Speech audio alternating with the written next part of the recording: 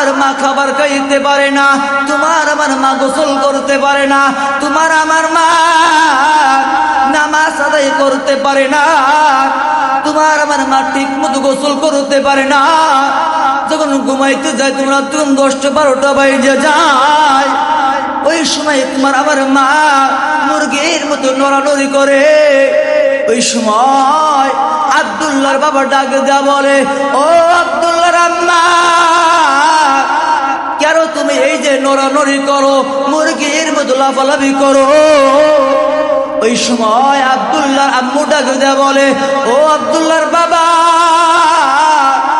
যেই সন্তান আসতেছে আমার কলিজার ভিতরে, যেই সন্তান আমার পেটে আসতেছে, 7 থেকে 8 মাস গর্ভ হয়েছে, আমি খাবার খাইতে পারি না, আমি গোসল করতে পারি না, আমি নামাজ আদায় করতে পারি না, আমি ঠিক মতো ঘুমাইতে পারি না। ওই সময় ওই 7 থেকে 8 মাস গর্ভ হয়, ওই তোমার আমার মা মানুষদেরকে ডাক দেয়া বলে, ও আমার এলাকার আত্মীয় স্বজনরা, এই যে সন্তান আমার গর্ভ আসতেছে, এই সন্তান মাঝে মাঝে কলিজায় লাথি মারে, আমি মনে দনে বাঁচবো না, আমার মনে দনে থেকে চলে যাইতে হবে।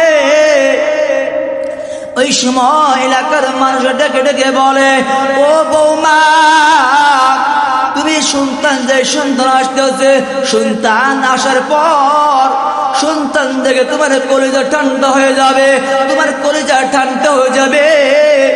কিছুদিন ধৈর্য ধরো, কিছুদিন ধৈর্য ধরো। ওই সময় তোমার আমার মা ধৈর্য ধরে।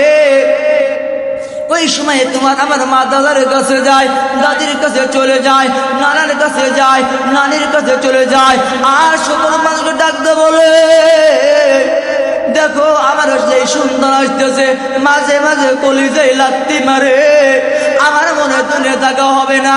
নানা নানি সকল এইভাবে যখন বলে, ওই সময় তোমার আমার মা ধৈর্য ধরে এক পর্যায়ে যখন 10 মাস 10 দিন যখন পূর্ব হয়,